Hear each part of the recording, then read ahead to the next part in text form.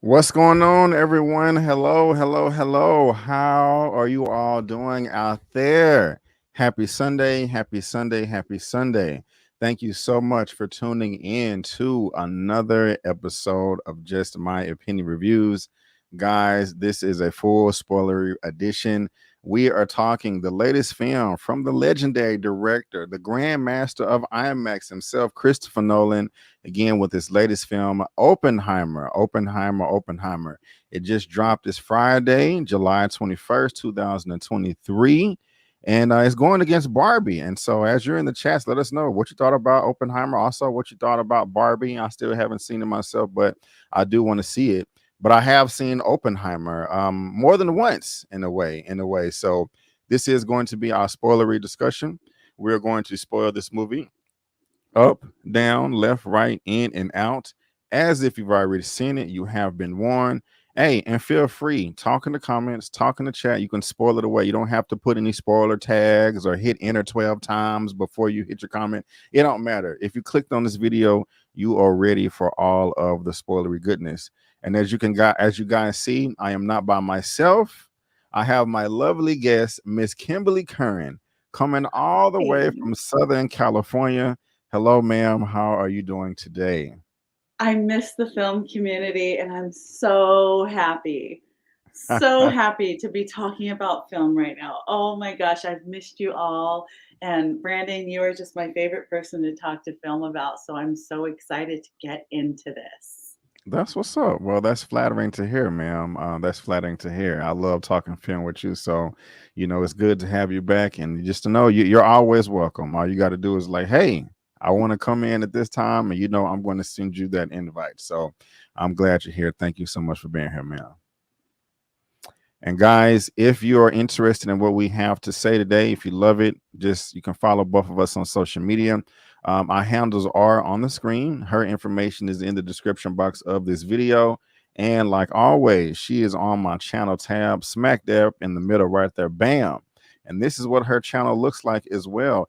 And also, I believe that we are multi-streaming on multiple platforms. Not only are we watching on my YouTube channel, guys, but also hers. And so whatever channel you are watching us on, subscribe to us both, give us a thumbs up, leave a lovely, intelligent comment so we can have as much fun as possible. Also, just shameless plugging here. Something else that dropped this week besides Oppenheimer is They Clone Tyrone with Jamie Foxx, Teyonah Parris, and John Boyega. I have my non-spoilery review for that. And also yesterday, I did a spoiler review with Tyra, with Reviewz TV, and my homie Torian with Torian Rain Reloaded. And so, yeah, I love doing the collabs over here. And so check that out after you check this out right here. But now, guys, let's get into it. We have Oppenheimer. Like I said, Christopher Nolan. And the cast is super long too. I mean, Jesus Christ, this is like an awesome cast of Hollywood's greats.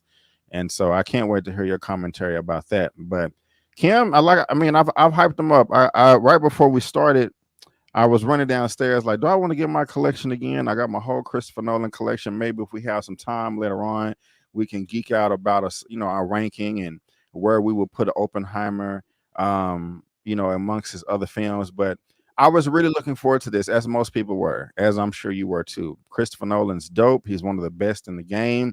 And his movies are not just movies, they're events. I don't know if they can compete with the Avengers as far as hype, but they are up there. They are up there. I mean, what he does with his movies inspires me to just go further with the subject material than what's in the movie, especially from like Interstellar. Like I'm really big into black holes and time travel and relativity and all of that. But this is based more on, I don't want to say that's not based on reality, but this is based more on reality. Oh, it's more real than we want it to be. I'm sorry? More real than we want it to be. Exactly. The story of the building of the atomic bomb by J. Robert Oppenheimer. And when I first saw the trailer, I was kind of like, okay. When I heard about it, I was like, okay, the atomic bomb, like, okay. I mean, I remember that from elementary and junior high. It really just doesn't pique my interest, but I saw some trailers. And I was like, damn, even though they really didn't pique my interest, it looks good. And so I said all that. I was gonna no, I'm gonna pass it to you. I'm gonna save my commentary. Kim, how did you feel about this movie? Oh God, where do we start? Where do we Did you love start? it? Did you hate Um, it? Did it reach your expectations? Let me know, God. man. Let us know because I'm dying to know. Yeah, well, first of all, I wasn't much for math or science in school. I'm more of a storybook kind of gal when it comes to education. I like pictures, I'm mad and at you. I love history. I Mhm. have loved history ever since I began school. It's a peek into the past. It's a peek into why we are the way that we are, and so I love history biopics.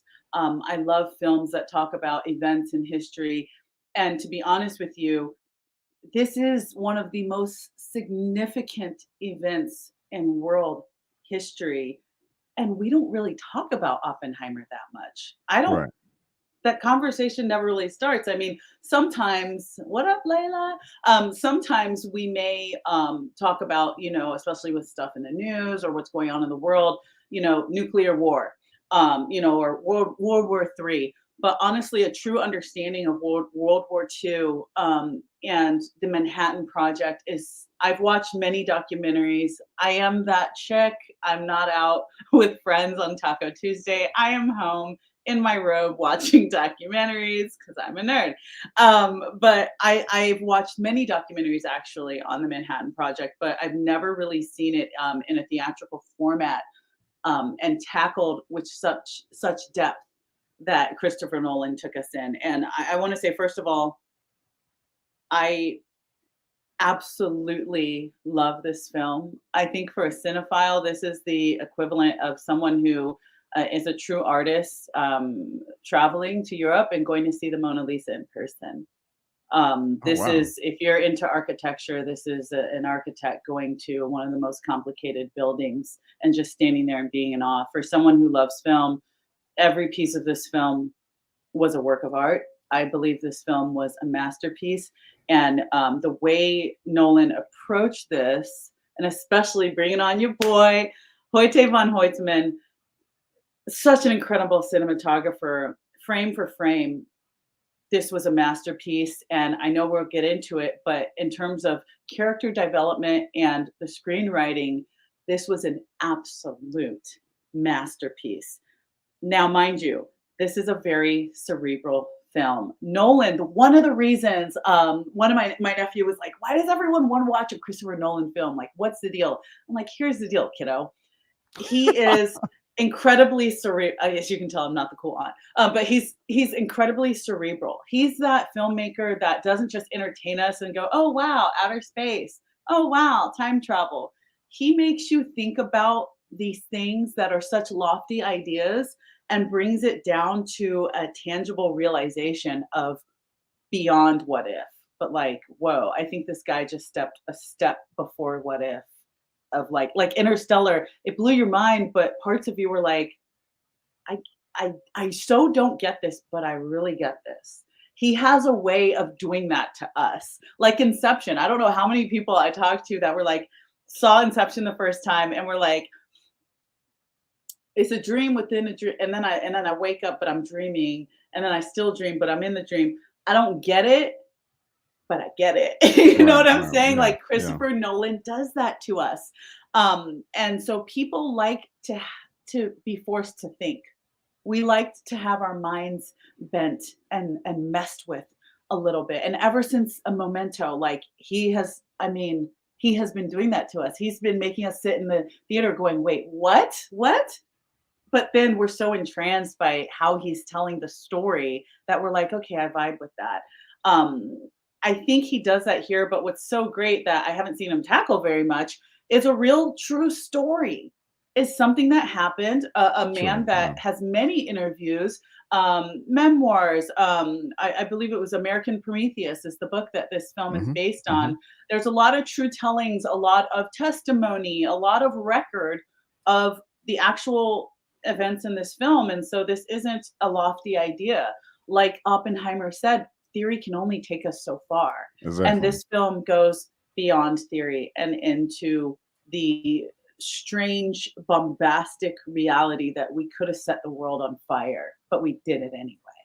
Right, right. That was a highlight right there. The last quote line of the movie, which was interesting because the first time I saw this film, I didn't hear it because people were talking in my theater, and I was so frustrated. I had to, tap somebody in the shoulder, and I don't mean literally. I just said, "Excuse me, what was the last line of dialogue in the movie?" But I'll talk about that in a second. You spoke on a number of things. I pretty much agree with everything you said that when you watch a Nolan film, you get it, but you don't get it, but you get it, and that is exactly how I feel about this movie. I really did enjoy it. I love it. I loved it. However, it wasn't my favorite movie out of his, but at the same time, I really can't point out anything that I didn't like about the film either. I don't. I just I can't find anything to complain about. But it's just interesting. I'm conflicted, and I was a bit nervous to talk about this film because I honestly feel unprepared. I've seen it. I Because it's 3 hours long. It's a lot to take in, and a lot Lots of to take people in. may feel some type of way about that. Like Brandon, oh my gosh, you should do your homework. What are you doing? I hate when black people don't take their YouTubes and reviews seriously. You know what I'm saying? I could get that, but I'm going to be honest with you guys because I did see the film on Tuesday, and the reason why I asked you, "Hey, did you see my out of theater reaction?" You was like, "Nope, I didn't want to go. I want to go in I blind. I want to be purposely, yeah. surprised." Kimberly, I fell asleep the first time I watched this on Tuesday, and I was like, "Oh shit, how am I gonna do a What? review?" You So did yes, what? I fell asleep. I was, I felt, Speak no and not more. right, not What? once, but not once, but twice, not once, but twice, and Look, Brandon, it's a bit understandable. I'm upset. I'm mad at you. I'm gonna hold it against you. But I do understand because here's the thing. People know, especially after Christopher Nolan tackled Batman, people expect to have their minds bent and their action senses satisfied because Mhm. he has some of the most interesting, explosive, whoa, what just happened action set pieces, right? Um, if that's what you're going for, if that's what you think you're going to get, drink some coffee, have an espresso beforehand. You're not going to get that. He's usually 50-50 with action set pieces and being thoughtful and cerebral. This is 90% cerebral, Mhm. and 10% of the action comes through the dialogue, the scientific dialogue, where you're going, I don't know what you just said, but that was really interesting. That's how, I don't know what those Yeah. numbers mean, but that sounds sexy. That's really what you get here. So people, if you haven't seen it yet, please have a coffee beforehand. This is something that's going to make you sit back and be amazed, as opposed to Interstellar, Inception, Dark Knight, where you're like, this is just wow. It's wow in a different way. It's incredibly thoughtful. But please tell me, Brandon, that the second time around you took a nap beforehand, my friend. Please tell me that. Yes, but before I tell you that, I gotta be honest. You gotta come on here more. Like your mannerisms and the way you're acting, like I'm goofy. you're imitating me. You're emulating me quite well. When I was in the theater, because Does I this was sound going like accurate? this. I was pondering and leaning forward at certain points in time. But yes, to answer your question, I made sure I did that. I was like, okay, my movie starts at 9:15 down the street. I'm going to take this nap at 7:30. I set 3 alarms. I had my I had everything ready, my water bottle by the door, and yes, I went in there refreshed. Even got me a $10 bucket of popcorn, and I never buy popcorn, so All I was right ready. now. So the second time I saw this was Friday, and unfortunately, I did not. And another reason I said I feel unprepared is I didn't get to see this in IMAX, and that is a bummer to hell. The excuse me, the screener on Tuesday, they had a snag, a mix up with the theater, and so they had to Oh put us in a no. regular one. And in my area, we only have one real actual IMAX theater, like auditorium. The other ones in the Metroplex are just like Limax, they just kind of Got it. enlarge the image. So that is a bummer because he shoots this with IMAX cameras, but I got my rest. I was awake and attentive from beginning to end, and I thoroughly enjoyed it. And I, again, like you, I was saying to myself at certain times, like, okay, I understand this, I understand this, I understand this, and I remember this name. And when we was watching the film, sometime when they're talking about the German scientists, they would flash a picture to remind you. I was able to pick it Yes. out even before that. Like, okay, no, I worked with him over in Berkeley, or Caltech, or Europe, or wherever. But as I was watching this again, at some I points love I that was he like, did that, by the way. yes, yes, Because when you have an extensive cast like that, and when you're jumping back and forth, which we've seen a lot in some new stuff on TV. I don't know if you watch Class of '09 with Brian Tyree Henry and Kate not yet, Mara. not yet. They jumped back and forth a lot. I know that Kaleidoscope that was on Netflix. They did a lot, watching it out of order. A lot of people do that. And I think he did it brilliantly because I needed him to flash back and go, remember him from Berkeley? And I'm like, oh yeah, okay, okay, okay. Yeah. So when I'm watching it, some things I did understand, some I'm like, I hear what you're saying, but I don't, I really can't comprehend it. That didn't happen too much, but enough for where I was like, man, I wish I would have seen this film one more time before we did our spoiler review. However, I don't want to see it again unless it's in IMAX, and they're sold out in my area until tomorrow morning. And so I may go see it. I may go see it again, and just talk about the IMAX. So I just kind of wanted to throw that out there. But Yeah. what I like about the film is it's properly focused. It's not just focused on the atomic bomb. It's focused on Oppenheimer, and I really get to know this man, played by Cillian Murphy, who was Mm. freaking fantastic. Everybody in this movie was fantastic, but goddamn, he was he did a great job. He, of course, we know who he is. Moviegoers know who he is. He's already on our radar. He's been on our Yes. radar since Batman Begins and before, but he's even more on my radar now. And Mm. just a lot of the pauses that he was having in his performance, kind of just looking off in the distance, like, okay, am I making the right decision? Is this for the greater good of Mhm. mankind, or am I the devil? It was great. He's Yeah. emotion melting with his facial expressions, just like, and He's he did that all throughout. I loved it, and it's absolutely. not it's and it just didn't. It's not just about the bomb. It's about Oppenheimer, the title of the film, but not just him in the bomb. Like all of the surrounding parts of his life that molded him into the person that he is. Because we got a lot of Absolutely. information about his relationships, the Yeah. women that he was sleeping with, and that's very Mhm. interesting. Nolan Mhm. didn't have to include that at all, but I'm really glad he did, because this question, it's a moral judgment on like who you are.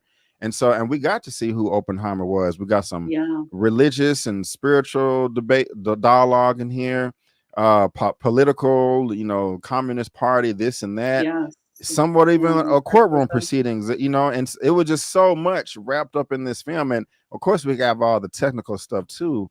All of that was fantastic. And just the way Christopher Nolan told the story with the editing and the visuals, like Oh the gosh. cones of silence, or towards the end in that I room really want where, to talk about that too.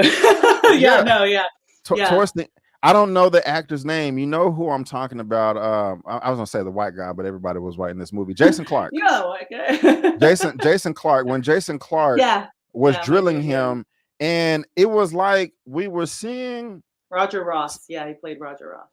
yeah, we were seeing Oppenheimer's reaction to getting berated in that room, but it was like a bomb was going off and the room was shaking, and I was like, It was this is so crazy. oh yeah, I let's don't get know, into that. this guy right here. If you guys don't know who Jason Clark Yeah, is, but Jason Clark did a fantastic job.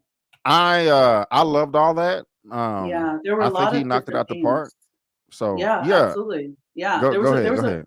no, there was a lot of different themes in this film, and you brought up a really good point. One of the major themes that I gathered was not so much a theme, but the idea that yeah, Robert Downey was incredible. We're going to talk about him.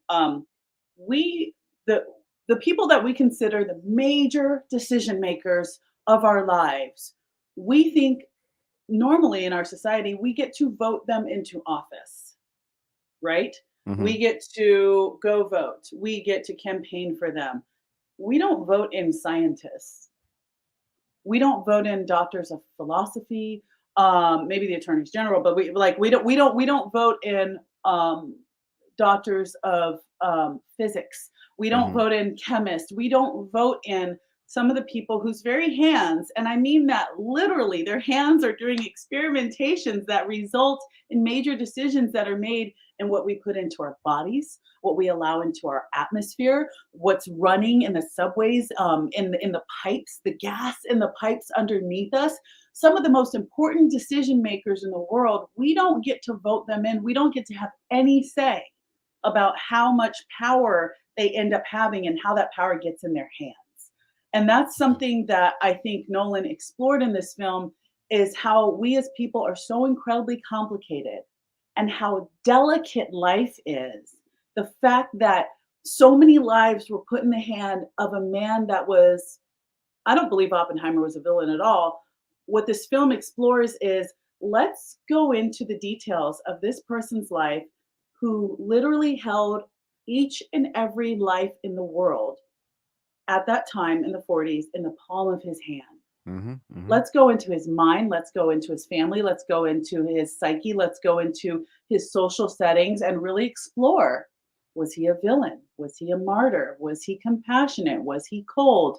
And the reason why I think this is, I believe, now you might disagree, I believe this is Christopher Nolan's greatest film.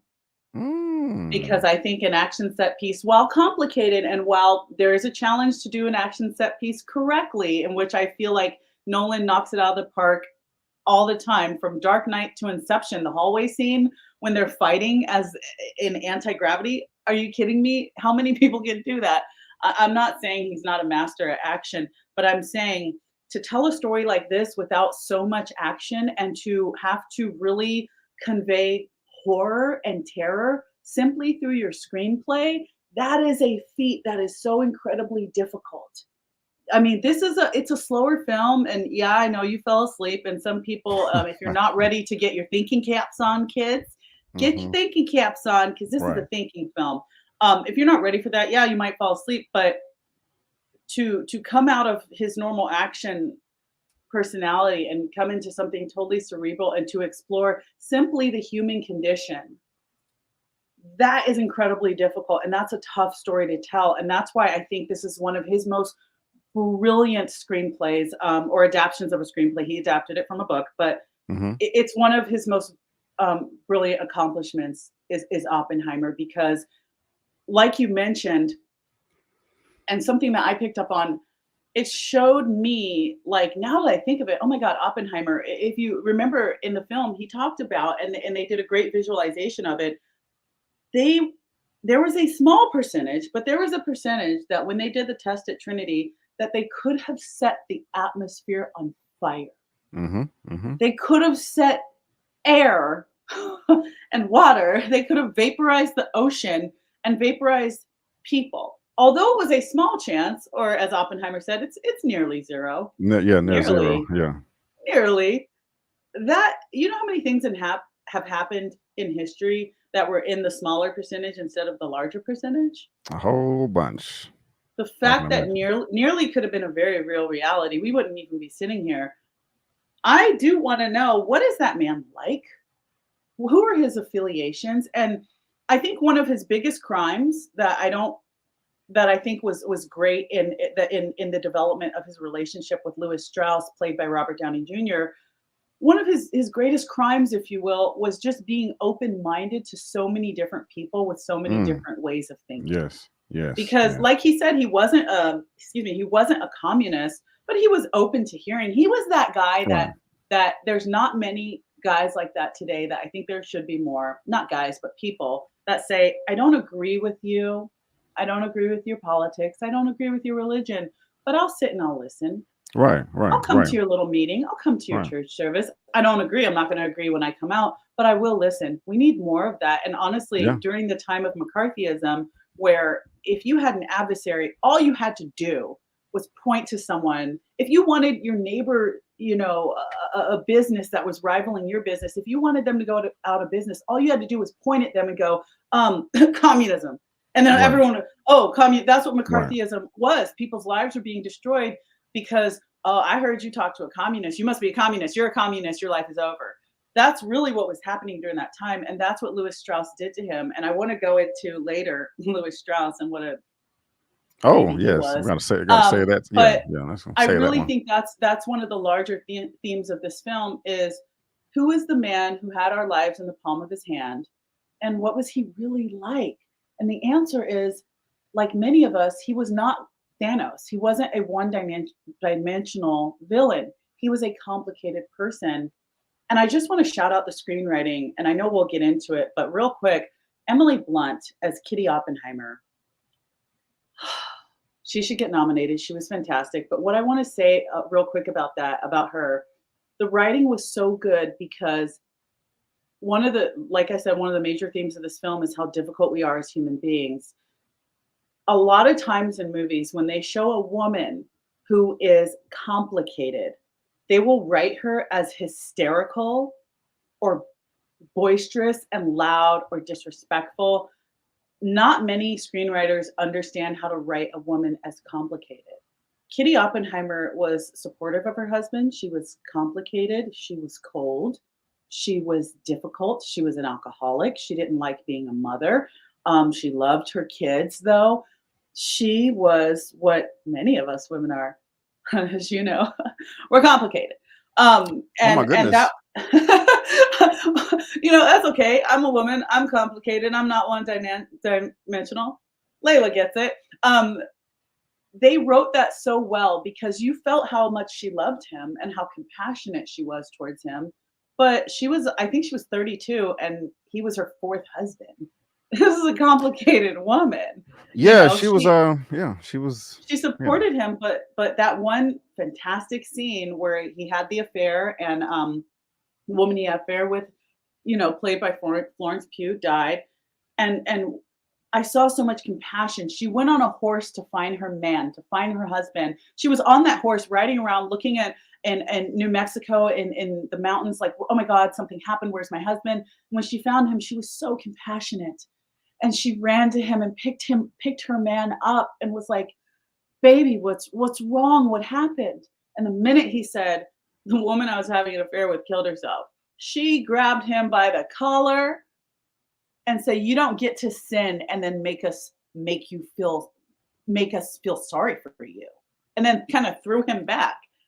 In 60 seconds, she was equally as compassionate as she was cold. And only great screenwriting can really achieve showcasing the nuances of a woman or a man. Oh man, Let's be man. getting Let me on all right, there. let me get in there. Let me get in here. First, you said that you feel this is the best Nolan film. I I do, and I respect stand that. on that, Stand on bruh. it. Stand on it. Die on the hill. Wave your flag. All of that. Yeah, pump your chest. All of that. I respect it. I understand I know how you disagree. people That's can okay. feel that way. It's not Mhm. my favorite, but the thing is, I get it. I get it. I can't really find anything to complain about in this movie. It just it's like it's the best picture, but it's not my favorite. Like if I was like, okay, best films of the year, this would be there. Favorite movies Mhm. of the year, it would still be on that list, but it would be just a bit lower because it's not. I don't want to say it's just not my cup of tea. There's just things that I like more. Also, Yeah. you spoke Okay. on whether Oppenheimer was a villain or not. I didn't feel he was. I liked the guy. I He rooted was. for him. I felt I did. sorry for him with the way that Admiral Strauss, RDJ, was being a hoe and treating him or whatever. And A street urchin. I even we're talking about Kitty as well, just kind of the way that she was treating him towards the end, which I gotta be honest, I kind of agree with her. Like, why aren't Mhm. you? They're doing this to you. They're mistreating and abusing you and taking advantage of you. Why aren't you fighting? Why aren't you fighting? Why aren't you fighting? And Aren't he you was just kind of fighting taking back? it. I was like, Yeah. damn. But also about Kitty and his previous lover who did not like the flowers. It's so funny because he was like, women are complicated, but she was so damn toxic. She Like, stop was sending so me flowers. toxic. Yeah, like stop sending me flowers. Okay. Wait, wait, like don't call. It's like you say that, but then Gene you call. Well, Chatlock. don't answer. It's like, what? You leave me alone. What do you want me to do? I mean, like, Oh, I love it. I'm She trying. was so It's crazy. she was Like, a whole Beyonce song, like, wrapped in a person. Like, she was so complicated. yeah, even the first sex scene, it was just like, this woman. Just What are got you? up. What are you I was about? like, "Okay." And the thing is I even kind of forgot that line of dialogue that you said that she went to go pick up Kitty went to go pick up her husband, and then he said what he said, and was like, wait, you don't get to sin and then try to make us feel sorry for you. Well, she's such a hypocrite because she was doing the same thing. She's out here on the mountains with Robert here talking about her past relationships, and he just sweeps off her feet and kisses her. I'm like, so, and then you can't get mad at him And she later on, but divorced her husband. Like, they had right. an affair. It's just Like again, you are a cheat yourself, so don't get mad at him because he wants to dip his toe in the other pool. Like, I was just like, oh my two God. wrongs And don't so, make a right. and the thing about it is, I was trying, I was like, I was going back and forth with how I felt about her, because it's, for one thing, for the writer to write a character a certain way, but if True. the material is based on a true story, you can only Yeah. judge it so far, just what the Yeah. performance is. So I'm asking myself, okay, was she really like this? Did they stretch this a little bit about her character? Was this accurate, or was a lot of it made up? I want to I don't feel think that it was accurate. Go ahead. I think so no, sorry to cut you off. No, I think so because he did such a good job showing how complicated she was.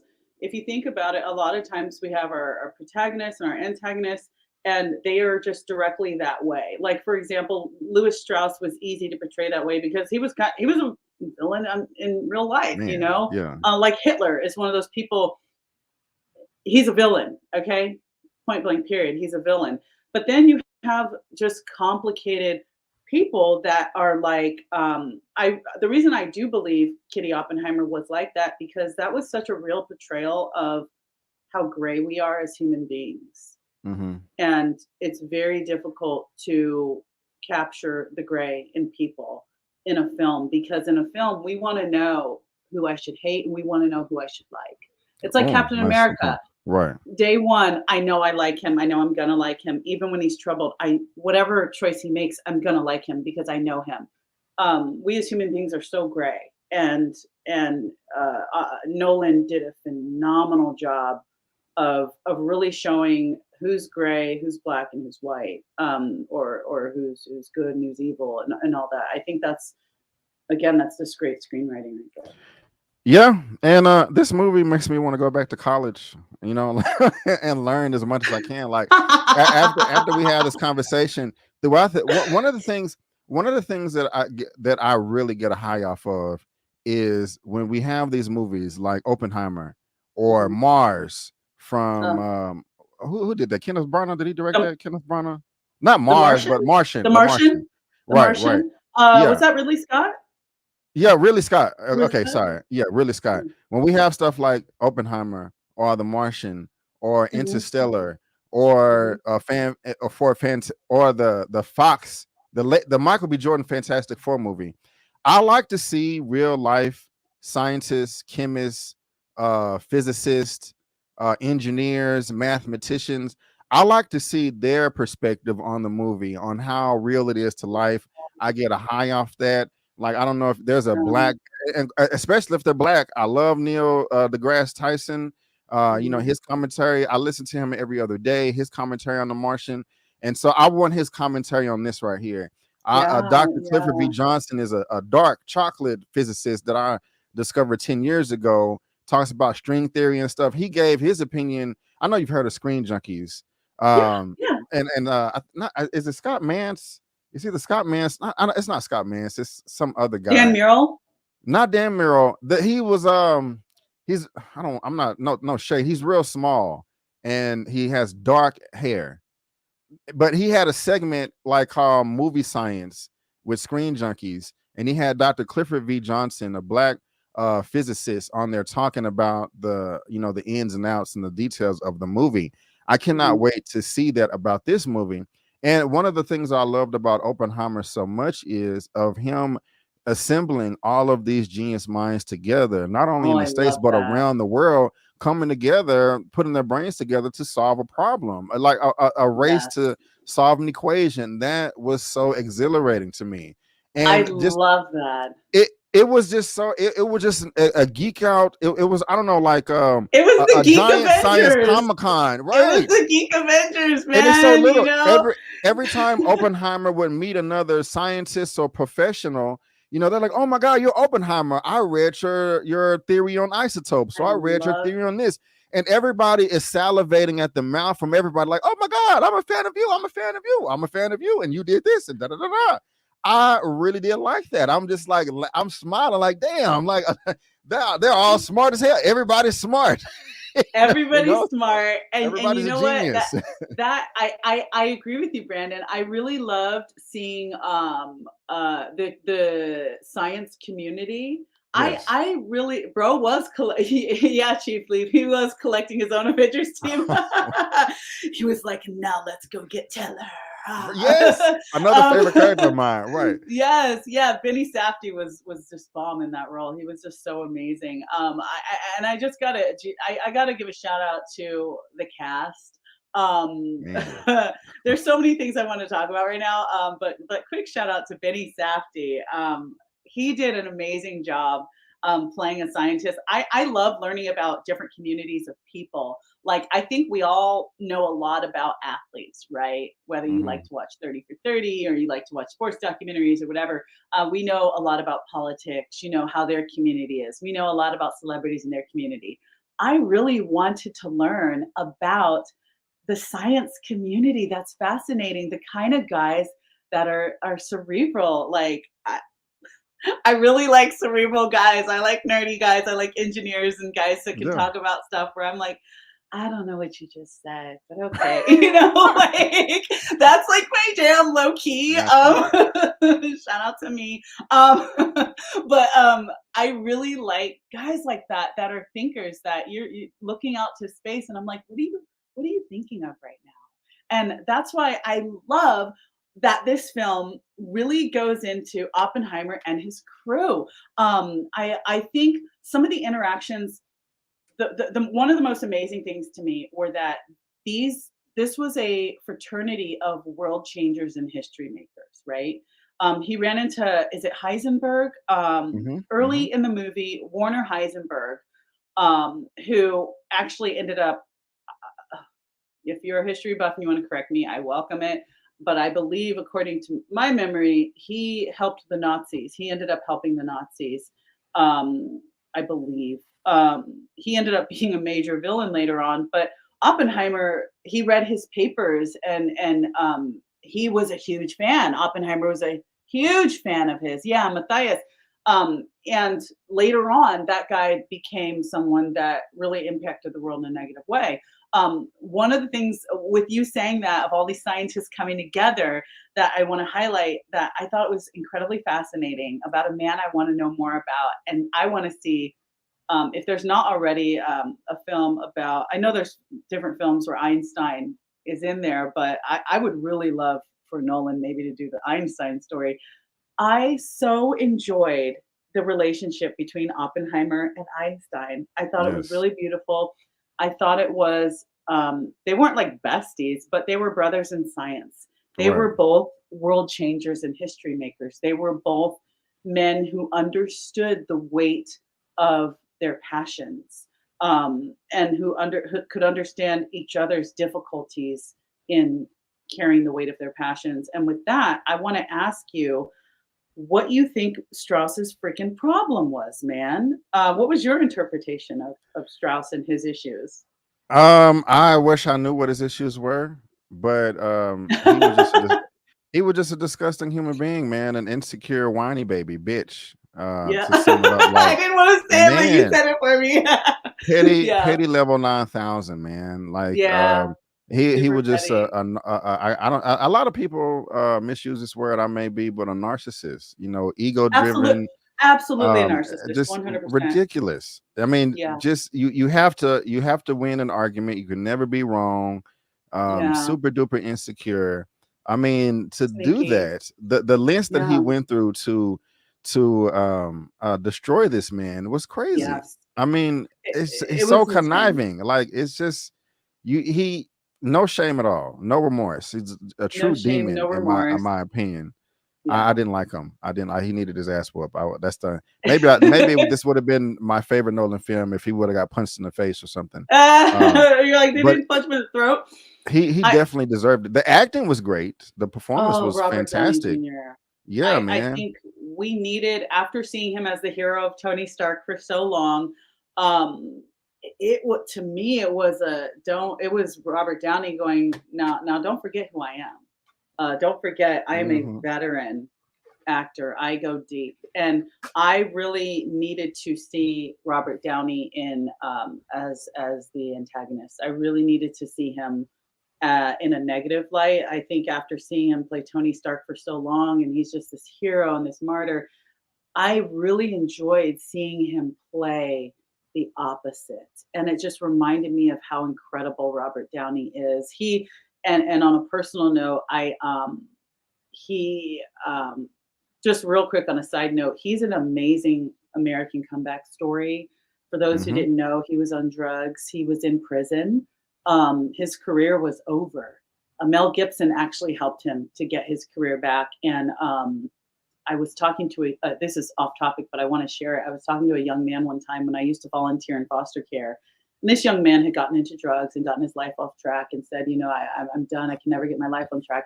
And I actually shared a story with him about Robert Downey Jr. And I said, the guy Really? that plays Iron Man? He's like, yeah.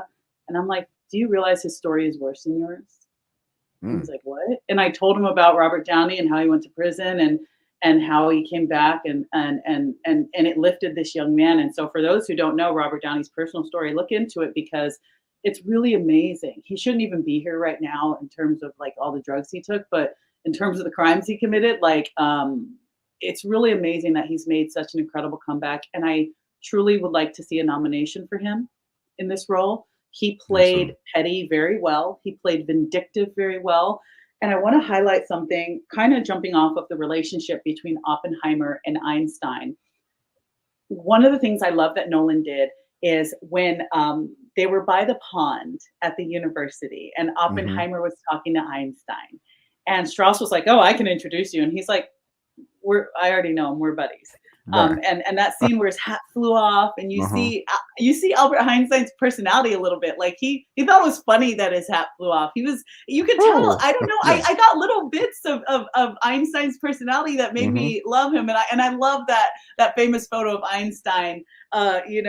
With his hair wild and his tongue sticking out. That's one of my favorite photos of Einstein. That kind of I feel like really tells us a lot about his personality. But Right. Right. I like that Christopher Nolan kept that conversation a secret throughout the whole 3-hour film and didn't Yes. reveal till the end. Because Right. one of the things that Strauss was so bitter about, and that's dude, that's one of my favorite photos. If you guys don't know, let me just go into Strauss a little bit. So he was the chairman of the AEC, and he was more of like a White House, more of an administrator than a scientist. He knew Hmm. some things, but he really wanted to be in that fraternity of scientists that Oppenheimer was in, but he was kind of responsible for putting the committee for atomic energy, the Atomic Energy Committee. He was really responsible for bringing those guys together, but he wasn't necessarily one of them. And one of the reasons that Lewis Strauss was so offended by Oppenheimer was there was a congressional hearing where Lewis Strauss was talking something about transporting isotopes, To and Norway. yeah, thank you. And Oppenheimer was saying like that's a joke, like you Yeah. can't, Bad idea. dude, you Yeah. can't do that. And he put him on blast in front of the world.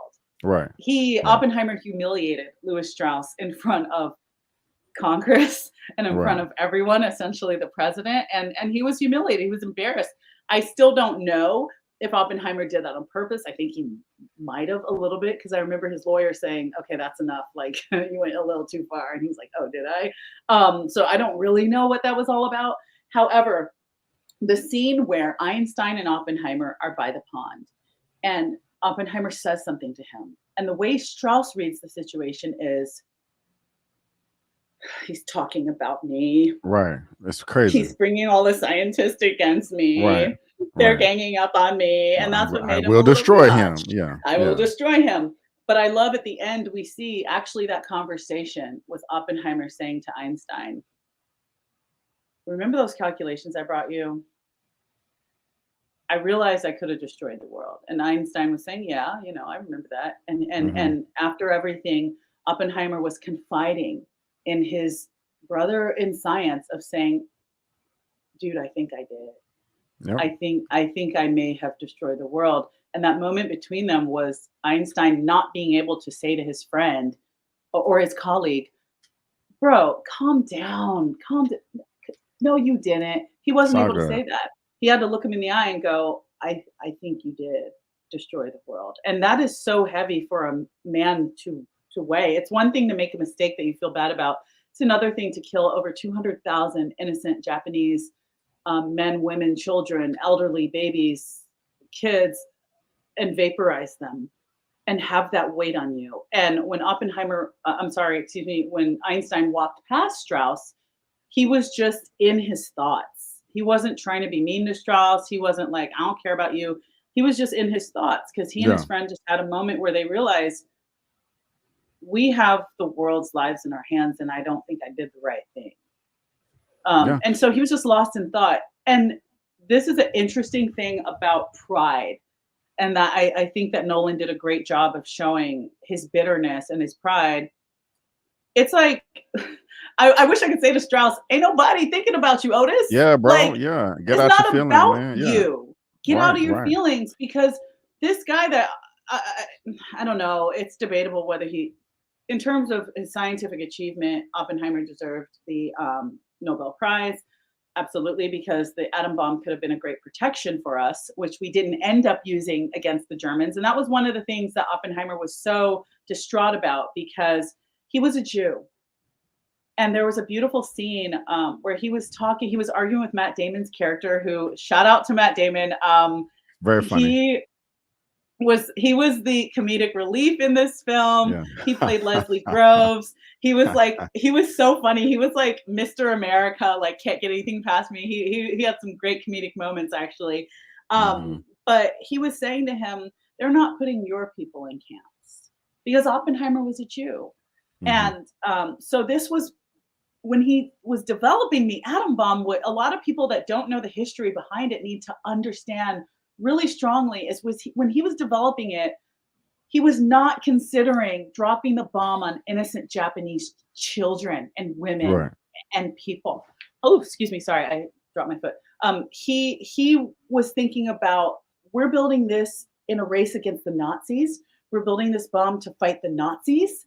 We're building Hmm. this bomb to fight people that maybe Or had his bad. family members in concentration camps. So Right. in a way, this was personal to Oppenheimer. His passion was so intense when he was like, I understand physics like nobody else does. Let me do this. Let me have a seat at the table.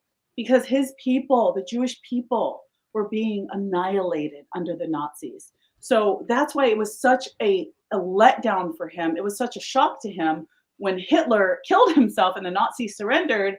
He was like, and his students, or rather the people at Los Alamos, the scientists were like, okay, great, you guys, we made this achievement. We made a bomb. We can put it in our back pocket should the Nazis ever come back. But thank God we don't need it, right? And the Right. government, in that brilliant scene between Matt Damon and Oppenheimer, when he goes, "Do you think I should go to Washington with you, like For what? to give my input?" And he goes, "For what?" Yeah. In other words, and that was a quote actually in the film. One of the scientists, he was saying, "Man, they need us. They need us." And one of the scientists, I think Not until it they do. wasn't Teller, and he goes, "Yeah, until they don't." Right. Josh Right. Hartnett. Josh Hartnett. I'm sorry, I got to do a sidebar. Josh Hartnett. God bless his mother and his father. He looked incredible. And Okay. he played that role so well. One, I actually didn't see him in the trailers, and if he was, I missed it. I didn't know he was in this movie, Neither did and I. much like many of the cameos, let's talk about that. How'd you feel about all these incredible Oscar-winning cameos? Well, yeah, let me back up because you said a lot of things going all the way back I said a to lot of things. There's so much to say about this yeah, movie. Oppenheimer and Strauss and Einstein at the pond. I love that scene as well. One of the things about you said they're not best friends, but they're brothers in science. And Mhm. what I like what what Nolan did about Oppenheimer and Einstein's relationship is it was just so casual. You know, when we hear Einstein, we're like, oh my God, it's Einstein. Or if we were to, you know, run into him at the grocery store at the park, we were, oh my God, you know, but it's like, what's up, bro? You know, how you doing? Yeah, I read your book. I read this. Okay, yeah, I'll see you later. You know what I'm Right? saying? Keep, you know, that was just really like interesting to me of how casual they were. And Yes, yes. and going back to Strauss, Admiral Strauss, RDJ, it's like, dude, use your words, Use communicate, your okay? words. Just go to Oppenheimer and let them know, like, hey, bro, what's going on? Like, I kind of feel like you threw me under the bus, or can we work this out? Like, did they Mhm. have any dialogue whatsoever other than him introducing him to the campus, kind of showing him Yeah. around, giving him a tour? Other than that, they didn't speak. And so, just in real life, or on a personal thing, go to the party that you have a conflict with and try to work it out. You know, send them a text, a DM, an email, a phone call. But And this don't make it dude all about here, you. If people are yeah, whispering, there's so many people right now that are not talking to family members, that are not talking to best friends because somebody was whispering and they just know it was about me. it's crazy. Probably wasn't. I overthink things sometimes. Let it I go. do. Yeah. I do. I overthink things sometimes, and that's a flaw that I have. I know I have that flaw, and I'm working on it. I don't We've lash out at all done people. it. We've all been like, I know you, you're talking about, oh, you looked at me like that. Maybe they have something on their mind. Man, you Calm know, down. or Yeah. if you get upset because somebody didn't return your call in a timely manner, you know, you don't know what they're going You through. don't know You know what what I'm they're going saying? through. It's just I didn't know. I mean, I knew this, but I didn't know this. Like, this is a grown man acting this way. Like, and like the thing about it is, you're intelligent. Like, look at what position you're holding right now. You know, Yeah. within the government. So you would think if you can reach that, you would have a certain maturity level. That, but apparently he I don't know, he missed that day in school or something. Well, You here's know. the other problem with that is that what Strauss did is he prevented Oppenheimer for having further security clearance. Now, in the beginning, I gotta say, Oppenheimer, again, like I said, he was a free thinker, he was an open thinker, he was open to talking to people with other ideas, which during the time of McCarthyism will put you in trouble. If your friend is a communist, you had to make a choice. I can't be seen with you Hmm. in public, or I don't care, you're my friend. If you chose to speak to people, even talk to people, if you had a family member that was an active supporter of the Communist Party, you were ostracized. Your life, the government was after you. It really, you want to talk about cancel culture. There in the history of the world, there's been no worse cancel culture than McCarthyism. There really Man, hasn't. okay. Just accusing people of communism that are like, I walked past a place where they were having a seminar. Someone handed me a flyer. I didn't even know what it was. All of a sudden, your business is done. Right, You picked right, up a right, flyer about right. communism, you're done. That was the ultimate age of cancel culture, okay? We think we have it bad? No. The 1940s was awful. But what's interesting is Strauss prevented Oppenheimer for getting further security clearance after the Manhattan Project. My Hmm. problem with that is, like Teller ended up being the father of the H bomb, which is worse than the atom bomb. His input could have been used in the government for Hmm. further experimentation, for further committees to maybe let's do a nerve bomb. His mind was needed within the government. And although his affiliations were somewhat questionable, it was proved that the committee said, we agree that you're a patriot. We don't think that you're, committing treason at all. But Strauss being so petty actually could have affected the history of the world in another way because there's other Yeah. experiments that I believe we don't even know about in terms of weapons of mass destruction being created that Oppenheimer didn't get a chance to work on and lend his expertise and lend his scientific mind to because of Strauss's pettiness. He blocked him from ever getting security clearance with the United States government again. So it wasn't just like a petty annoyance. He actually really could have affected the history of the world in a negative way. And we get that with the H bomb, like because he didn't agree with Teller that the H bomb was necessary. One, because he saw the horror of what it could do. But Strauss's pettiness, it was a great communication from Nolan of what that did. And I love the aide, by the way. That aide that realized at first was on his side, on Strauss's side, and then he Oh was yeah, like, yeah. "Wait, wait, you did what?" And then he was Right. like glad he got, screwed Blasted. over. Yeah. So I Yeah. thought I thought that was good because that kind of gave me hope that there's still people that can recognize good and evil and have the wherewithal to stand up for it. I did like that as well. He was a bit conscious or whatever because I thought they was in cahoots. Like having their maniacal laughs together, like yes, but he was like, "Oh Yeah. no, you're a weak little girl." Yeah, I take that back, but you get what I'm trying to say. But I like get it. yeah, yeah, you get it. But Yeah, I do like that he got the pie in the face. Now, he you did. just asked me too as well, like all of these cameos that's popping up. Like I did not know that Rami Malek was in this heel Oh who my came and God, saved Rami the day. Malek, dude. I'm seeing him.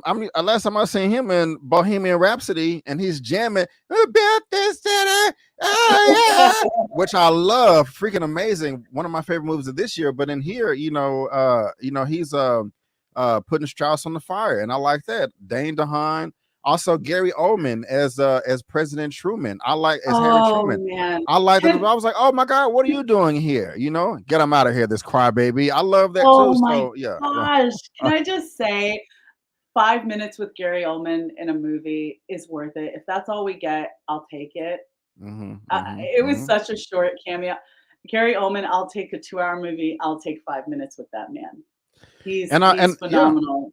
and But I David brought that up Dastmalchian too. did a really good job too. Who is that? David Dastmalchian did a Who is really that? good job. You know your boy David. from Ant-Man, the Russian guy, that works with T.I., in Ant-Man?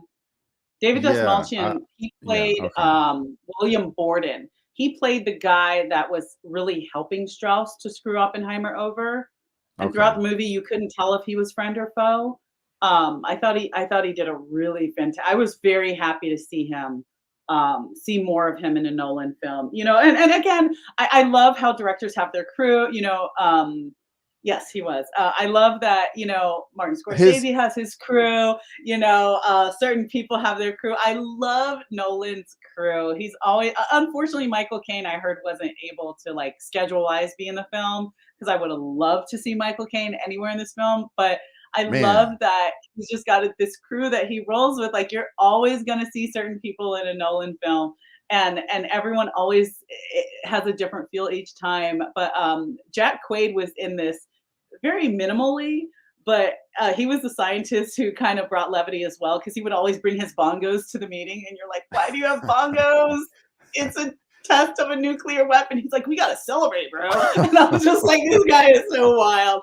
But I really love kind of this up and coming crop of actors that to me are the next um, are the next Killian Murphy and the young guys, Josh Peck, the Disney kid. I thought he did a fantastic job as the guy that was pressing the button. That's what a heavy thing to carry. That test scene at Trinity, which is where I felt like a lot of these great cameos came together in such a powerful way. When I think about somebody said in the early reviews of this movie, one of the critics said, "This is the most terrifying horror movie I've ever seen." Mm-hmm. And I remember being in high school and learning about the Manhattan Project. And like I said, I like picture books. I don't really read that much. But no, I'm kidding. But I remember being a sophomore in high school and going to the library and getting National Geographic magazine, which to all the young kids, it was like this magazine that had real facts in them. And I remember seeing that famous shot of the little girl that was a victim of the atom bomb. And she's standing there and she's trying not to hold her arms near her body because she is burned on like 99.5% of her body. And I remember seeing the images from the victims of the atom bomb. And when I heard that critic say that, I was worried that we were going to get a scene that actually Ugh. showed the bomb going off around the people. And You know, let me jump in here, or yeah, give me yeah. or finish what you're saying. But remember, I want to comment based off Oh, what you're saying absolutely. now. No, the kind of only film footage, I'm sure there's more, but that I've seen was in Wolverine.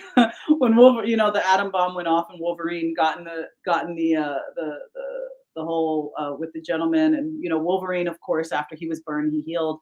But that's kind of the most realistic portrayal I've seen of what happened in that village in Hiroshima and Nagasaki. And I was afraid that this film was going to go there. I didn't want to see flesh burning off of a 5-year-old.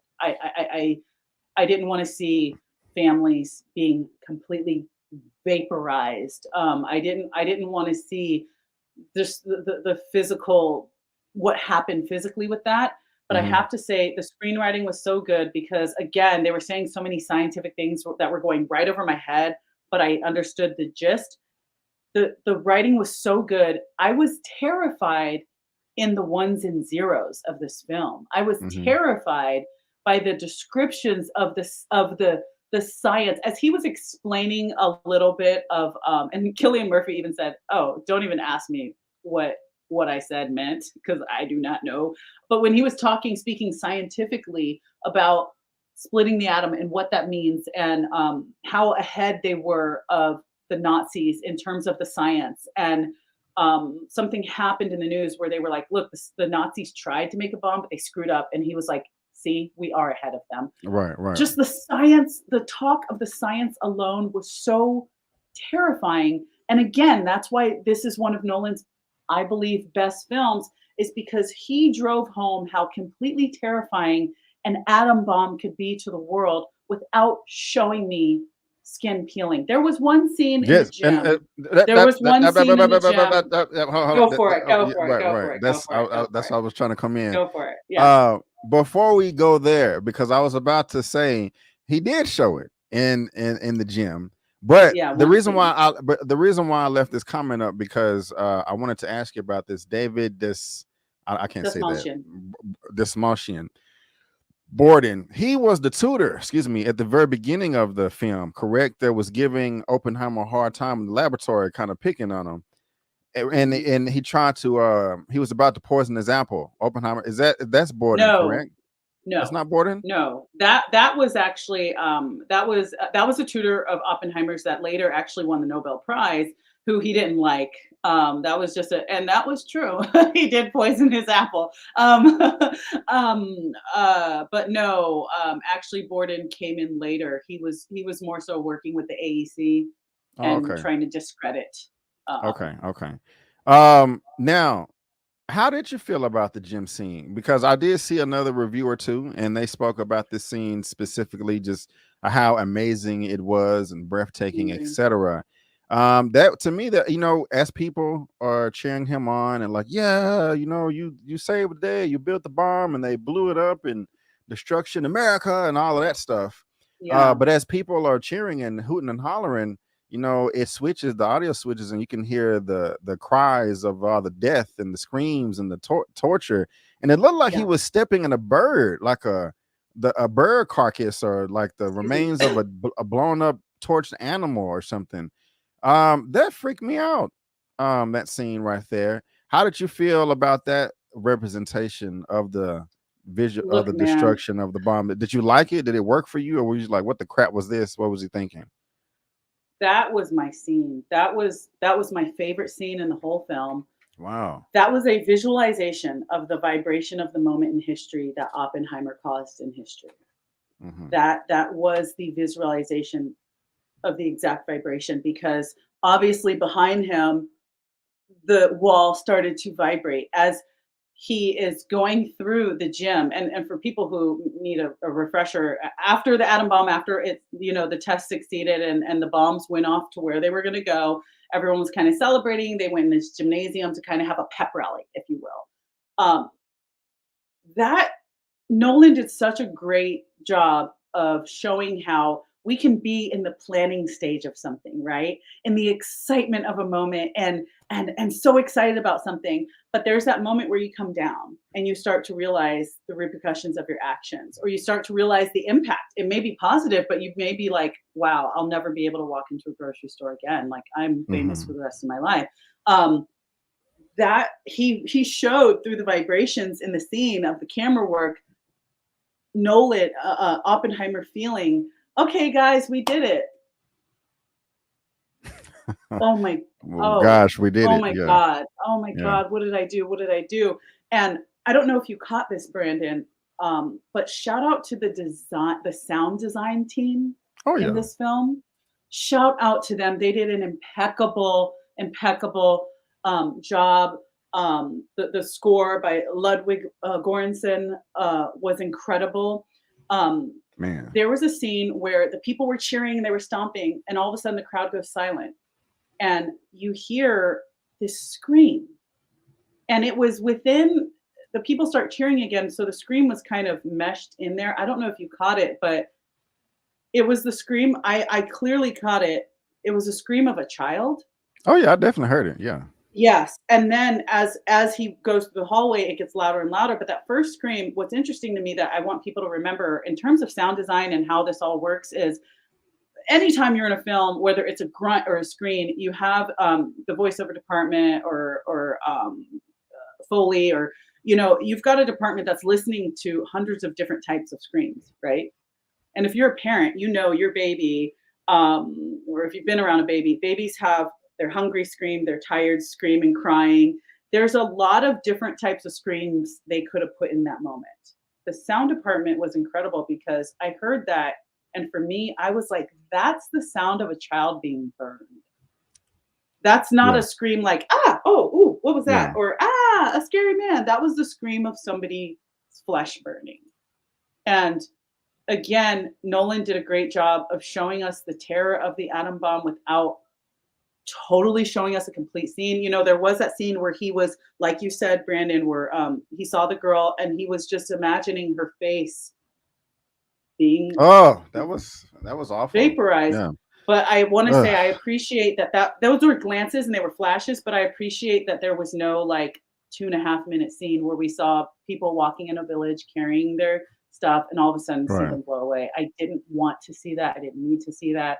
I totally got that from that scene. And visually, Hoyte von Hoyteman did such an amazing job with the distance of the camera for me really captured Cillian Murphy's um, facial expressions. He's a lot like Denzel Washington in that he doesn't need to say anything, and I know exactly what he's thinking. Yes. Cillian Yes. Well Murphy has said. this way of staring off into the distance, and you can feel the exact complications that he's having within his psyche about what he just did. Well said. I really felt sorry for him. I really did. So very sorry. Because he was very. It was I think it was Josh Hartnett's character towards the beginning of the film that called him naive. Like, take your politics out of the laboratory. Stop being so Yes. damn naive. Like Yes. I think he says something like I vote for immigration, but I don't want to talk about it, which was very, very interesting. But Oppenheimer was a bit naive, and I felt sorry for him because he had no idea what the people at the top were capable of and what was going to do with this bomb. You spoke on it earlier, like, hey, when he was talking to Matt Damon, like, hey, can I come with you to the meeting? And he's like, for what? Like, he was just like completely blindsided, had no idea. And even towards the end where they tested the bomb and they made it, and they're packing it away, he's just trying to give him advice, like, okay, hey, the higher you drop it, the less damage it'll do. And the guy's like, yeah, we got it, bro. I'm like, what do you God, mean? This is that right ridiculous. there, I that was so hurt. pride of the government where he's like, and the guy with the aviator, it's like, dude, he wasn't telling you how to fly. He wasn't telling you how to start the plane. Yes. He is a scientist, and not only a scientist that understands this bomb, he is the scientist that came up with the theory that made this bomb work. Yes. If he Built it tells from you that you need scratch. to, if he tells you you need to drop it from higher than you're planning on it, shut up and listen to him. Yes. He's like, I got it from here. I don't need you to tell me. He's not telling you how to fly, genius. He's telling you about his bomb that you have, Right. you crazy Yes. person.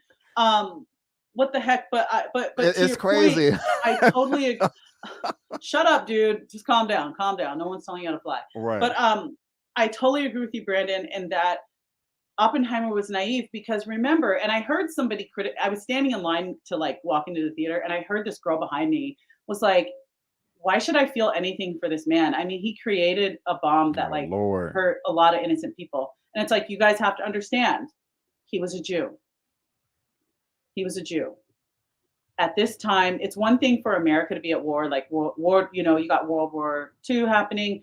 His people, his bloodline, his relatives, his people were being put in concentration camps. When you think about Oppenheimer, you need to remember that his family, they were immigrants. They were Jews. And at the time in World War II, the Nazis were killing his friends and family back home. You have to understand, when he was creating this bomb, when he was putting his knowledge to application that would help the government, he was thinking about his people. He was thinking about, look at what the Nazis are doing, and at different points in the war when the Nazis were winning, obviously, of course, they lost, but at different points it got very scary for America, because they're like, are they going to put us in camps? Are they going to, you have to understand his point of view in the war with the Nazis. He was not thinking of hurting a village in Japan. Japan actually, although they were involved in the war, until after the Nazis surrendered, we have to remember Japan wasn't a part of the conversation until that scene where the guy is saying, don't drop it here. Me and my wife honeymoon there. Drop it in, Nagasaki. Go ahead. That was crazy. No. That was just crazy to me. I like that scene, but it was just. It showed the government and how they can take something and be so cold, because when he was suggesting Nagasaki, because they also call him out and they're like, Robert, you suggested Nagasaki and Hiroshima. He wasn't suggesting it for any political reasons. He was talking about mathematical measurements of distance.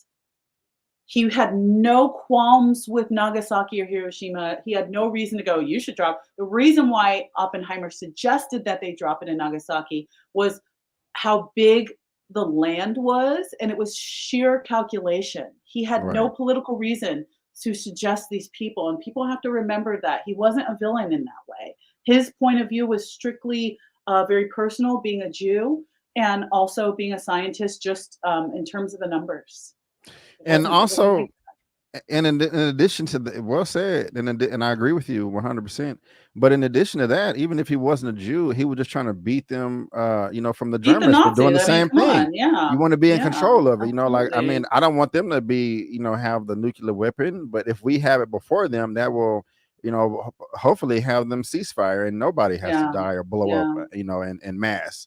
Yeah, absolutely. And he said that. Remember when he said, did you catch that when he said, I think he was talking to Damon, I think, and he was saying, why? And that's when he was showing his naivete of, you're a scientist. The political conversation, that's like not you. That's not your part. He was saying, why can't we just tell them what we have? Because remember there was a test, and they were talking about Truman seeing the test, and if Truman wanted to tell Stalin or even invite him to the test to say, hey, keep acting up. Come here. Come look what I have. Come look what I have. Watch that thing drop, and then you tell me if you want to keep messing with me. You're going to mess around and find out. That's what they were trying to do. And he said, why can't we just tell them what we have? We don't have to drop it on a little village in Japan. Like, he was really feeling the weight of what they planned to do. And when Matt Damon pieced out, he pieced out. He was like, great, cool, got your bomb. You can stay here if you want. I got to go. We're going to take your invention and just do kind of what we want. But you take care. Yeah, it's insane. It's insane. But about that right there, he knows what he's talking about. He built the mother effer. So you should listen. And just going back to the beginning of the film, just another thing I'm fascinated about and geeking out about is how he did assemble that team. I love the score that helped progress the film, but I like the fact that he started a course that didn't exist before. When he was so cool. Yeah, when he was in Europe, or I forgot exactly what country. He was like, hey, he was talking to Heisenberg, I think. He's like, hey man, I got to get back to America. He was like, why?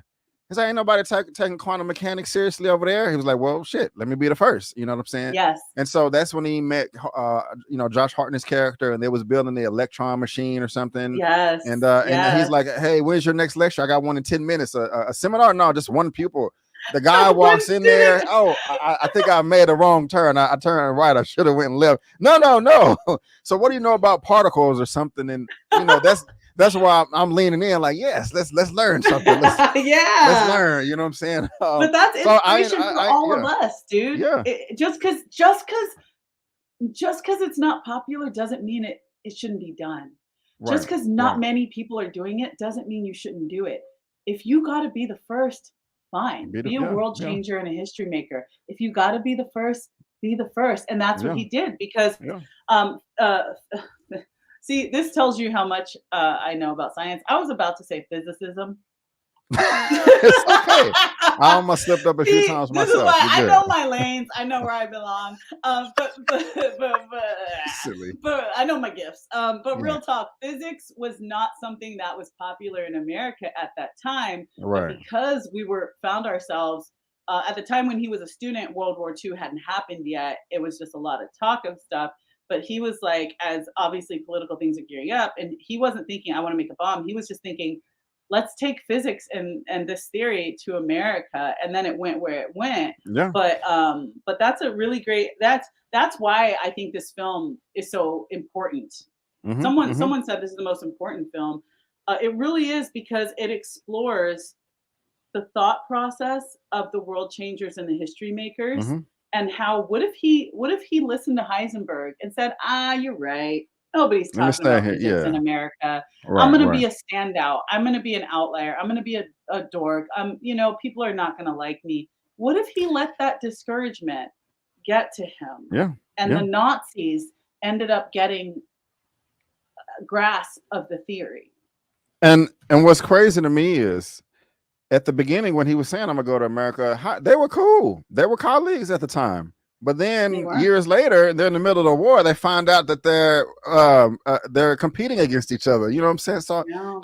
that's just crazy. I want to know, how that affected them mentally. I mean, they couldn't cover everything, but that is to Hmm. me that's an important aspect, of the psyche. Like, wait a minute, I'm competing with this guy. They trying to blow us up. We trying to blow us up, but we was in the same classroom. That's just Yeah. interesting. But just also like the way the film progressed, it goes from one student to like 12, and just seeing I how love it. how passionate everybody is and answering questions And and that one engaging. female scientist, the one female scientist that showed Yeah, up, and they were like, "You should stand back. Aren't your ovaries gonna fry?" yeah, that made me want to And vomit. she's like, Yeah, "Your genitals are closer to the bottom right, than mine." I right, love right, that right. line. I love Yes, that line. You and guys even want to measure dicks all day. Why don't you measure how close you are to the atom bomb, you idiot? Leave yeah, me alone. Let me do my work. just fantastic, fantastic storytelling, and just kind of the scientists and all the engineers and professionals going back and forth with each other in a respectful So way. Because fascinating. Oppenheimer was trying to do some lecture, talk about the equation, but I think Tellers interrupted the classroom and was like, "Hey, man, this right here is more important." And they Yeah. just stopped and all looked at the calculations, and he looked at it, and that's when he went to go take it to Einstein. And so I really did like all that, man. The classroom setting was one of my favorite I have a portions question of the for film. you. What's up? What's up? What do you think about Josh Hartnett, I need to stop calling him that. His character, his position on keeping politics out of the lab. Ernest Lawrence. Okay, Ernest Lawrence. What do you Um, think of that? Because in one way, just do the science, but in mhm. another way, understanding what your science could mean for humanity, could mean for innocent collateral damage. I thought that was interesting in those scenes where Oppenheimer, like the students were like, "Oh, can I use your room for my protest?" And he was like, "Okay, whatever." Or "Can I use?" They were using his room to hold little seminars and meetings about unionizing. Remember, they were going to unionize the scientists, and Lawrence came in and was like, "Union, we're going to unionize. Why don't we?" Robert, we need to focus on this bomb. We don't have time to talk politics. You want to talk politics, then just vote. There's no room for politics in the lab. What do you think about Oh man, that's a complicated question. I want to say leave the politics out of it. I really do. Because I think scientifically you'll have a better result. that? Hmm. I don't know, Kimberly, but at the same time, it is important to know like what you're working on and like the reasoning behind it. Um, I don't know. I don't know. I kind of want to relate that to the plight of black people, because I think that all black people should be united. But when in uniting that, sometimes black people want to bring religion into it. And I'm a religious person, but I think that should like be left out. There's a famous speech by Malcolm X, the Ballad of the Bullet. I don't know if you've heard it, but it's about, I don't know, 45 minutes to an hour long. But at the very beginning, he says, "Look, I'm Malcolm X. I am a Muslim. Martin Luther King is a Christian. Um, Marcus Garvey was this, but that's our personal beliefs. That's, our God. You can worship him, but leave him at home. Leave that in the closet. But we need to put that behind, put that aside and come together as black people. Let's not let our religious and spiritual beliefs get in the way of us unifying against white supremacy." I don't know if that relates to you. It kind of does to me, and I'm on the fence. I'm on the fence. I know for a fact that if the politics are left out, um, I think the science, like, okay, this is a team effort here. Okay. You have at one point when not Strauss, but when Sellers quit, like, hey, I don't want to work on this anymore. Oppenheimer was like, okay, you can do the mathematics. So he was delegating tasks, like, I'm going to work on this, I'm going to work on this, I'm going to work on this, I'm going to work on this, I'm going Yes, to I work on remember this. that scene. It's Yeah. a team. It's a team of people coming together to try to solve a problem. Everybody's role is just as important than the other person. Sure. If in that team people have different political views, it will unconsciously create division. It just will. Remember he was saying was it compartmentalize? I think That so. that that Yeah. Lawrence kept saying, like, we need to compartmentalize, like, with, like, I kind yeah, kind of along Like, along those lines. if I mean, just, I think with anybody, no matter where they rich or poor, whether red, black, yellow, white, and brown, if you We know all that have to come somebody, together. yeah, if you know that somebody has different political, religious, or spiritual beliefs than you, it will unconsciously create division. You will not want to spend as much time around that person than you normally would if you didn't know what their beliefs were. Like, if That's somebody, true. I'm just straight up, like, if you found out that I'm, well, I'm this never happened to me, but I had a friend of mine since 2005. We're friends. We've been friends since 2005. I didn't know until 10 years later that he was an atheist, and it shocked me. And I was like, wow. Now the average person, and I'm not trying to crap on anybody that's an atheist, whether you believe in God or you don't believe in God, but if you have somebody that's a Bible thumper, and I know you know what I mean when I say that, but they find I out went to somebody's ORU, an bro. atheist, Yeah. a lot of Christians will be like, you know what, I don't want to be around this person as much anymore because they don't have the same beliefs as I do. That it shouldn't be that way, but that's just the reality of it. So bringing that back to the film, I don't know, Kimberly. I because just in that example I listed, if you're a team, it's best you guys come together, but it'll be harder if they knew in that room that each of them had different political views, and Yeah. so And it's a you could slippery slope. ostracize one, because remember they got to that point where Teller, when I mean, one, Los Alamitos or Los Al- Alamos? I think it's Alamitos. Alamos. Alamos, thank you. Los Alamos, one, sidebar, how interesting is it that they made a town so quickly for Man, so many yeah. people? A secret town, by the way. And I saw another sidebar. I really like that Oppenheimer said at the end, like, what are you going to do with this land, this fake town? Like, because it was his land actually that they built on. That Hmm. his family owned that land, and he said, I'm going to give it back to the Indians. But The look on their face was disgusting, they but yeah, go ahead. yeah, and it's funny because that's his family's land, so it's not even up to you. So why do you care? But there was that scene where the scientists, everyone was driving each other nuts. One, it's hard to live where you work, live with the people you work with when the people you work with is your neighbor, and you're like, damn, I can't get away from you, Right, right. you know. But when Teller really started to get ostracized, um, but he also ended up, developing the H bomb. So it's an interesting question, but also that's what film should do, Hmm. and that's why I think as the film community, we should. I think an inspiration I got from Oppenheimer was no matter what someone else's beliefs, at least be willing to listen. Yeah, And I I can like dig that. that. He wasn't a communist. I don't believe he was. Maybe I don't know. I don't believe he was, but he would go and listen and he would walk out and they'd be like, "You don't you believe?" And he's like, "No, I don't. But I'll be friends with you because I like you." We need as a world to return to that. We need to be able to say, one of the I was close friends with a guy who's an atheist, and I'm a Christian. I love the Lord, but I'm Hmm. like, I really like you as a human person, and I like spending time with you, and I'm going to continue to spend time with you because I like who you are as a person, and we need to get back to that. We Yes, need to ma'am. get back to compartmentalizing our differences in the way of I'm going to open my heart to you as a human, and to not get away from the film, that's something I think Nolan showed about Oppenheimer. And again, it put Oppenheimer in trouble because he had to sit before that not jury, but that committee and say, yeah, my friend, yeah, he was a communist. Uh-huh. Well, do you agree with his philosophies? No. Well, you were friends with him. Yeah.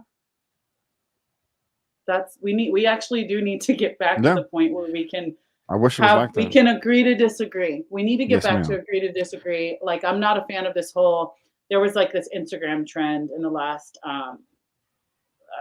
couple of years where it's like if you voted for this, you can unfriend me right now. I don't believe that because if you do want to change the world, then you should stay friends with people. So through love, we can all change each other's minds. I don't believe in unfriending someone simply because of well, if you voted for this, if you believe in this, you can just unfriend me right now. I don't believe in that. We're never going to change the world if we can't come together and have conversations. And Oppenheimer was open enough to have those conversations, and it nearly destroyed him. I feel the same to a degree. To a degree, but I I won't mean, push unless it you're back too posting hard. stuff like "Let's cut off the tongues of cats," Right, like right, we can't yeah, be friends. yeah, You know right, what right, I'm right, saying? right, Like if you're nuts, that's different, right, you know. right. But you That's get what the I meant. overall gist. I'm saying, like if you're a Christian and I'm an atheist or vice versa, I don't see why we can't enjoy tacos Exactly, Tuesday. Like, exactly, come on. exactly. How do you feel about the kangaroo court? You know what I mean? Kangaroo Court, was that the When congressional hearing? Well, not the Am I hearing was forgetting? when the hearing was with Oh, RDJ when they had him in that little oh, room and it was yes, a farce. yeah. And I gotta say something. I want to say something about that. I want to talk. Thank you for asking that. It kind of leads into something else I wanted to talk about of Christopher Nolan's use of nudity. Um, this is a first, I think, too. yeah, this is a first for Nolan to use sex scenes and nudity. I'm Hmm. not a. I'm. I mean, I'm generally not opposed to nudity in a film as long as it serves a purpose. That's not pornography. And Right. I actually did like that scene where they panned to the left and Oppenheimer was asking questions. And then when they started asking questions about him having an affair and asking it's like you can ask me like, did you have an affair? But you don't need to go into detail, and I don't need to tell you details. And then it pans, and then he's sitting there naked. And that was such an excellent oh, Nolan, that was brilliant. I thought you were gonna say Just you hated it. no, I loved Okay, it. To me, okay. that was an appropriate use of nudity because that was really showing just how incredibly vulnerable it is to be on the stand anywhere. I mean, he was Yeah, before a committee, but even if it was in court and a lawyer was asking you about your sexual preferences in detail, you feel naked before these people. And I thought that was a right. really great, I like that because it was so unexpected. It's like 1 minute Cillian Murphy has on clothes and the next minute he doesn't. And I could have done without Florence Pugh writing him, like in the committee. You could have just shown her naked back. Right. Obviously because it was a communication between her and Kitty of like, haha, I slept with your man. Obviously it was Kitty having to listen to details of my husband's Right. affair in Right. front of people, and I'm humiliated, especially back then in the 40s and 50s when people were rather conservative in their sexuality and openness. Um, I could have done without the butt crack. I didn't need to see all of that. And for me, I like I said, if it's artistic, I'm actually not opposed to nudity, depending on how it's used. But I just felt like for Nolan, for me, and tell me how you feel, but I feel like this was kind of his first try with sex and nudity, and I could have done without a lot of it because for me, it wasn't so much I was offended. It's like people have sex, okay. It wasn't so much that I was offended, but I'm like, Nolan, you have a certain gift that you bring to us. And I know you're trying out something new, but honestly, I don't think you need to do it again because to me, it deterred from his creativity. And Okay. that's how I felt about that. How did you feel about the Well, his first yeah. go round with sex and nudity? Yeah, it definitely wasn't sexy at all. And Mhm, I don't think it was meaning to be.